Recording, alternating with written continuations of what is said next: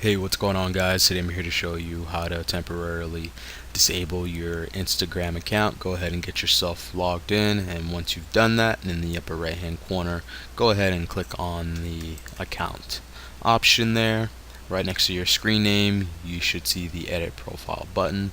Go ahead and click on that. By default, you'll be in the edit profile tab.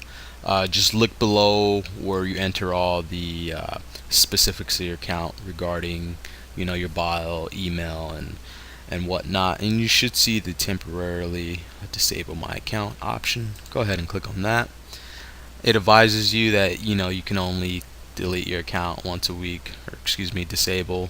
Nothing important there. It asks you why you're disabling an account. You do have to find something, just hit any random thing. In the password box, which it's asking you to enter, go ahead and type in your current password. Once you've entered that in correctly, go ahead and click on temporarily disable my account. It prompts you one last time whether or not you want to proceed. Hit yes. Once you've done that, you're automatically logged out of your Instagram account. You know this option works when you are logged out of your account.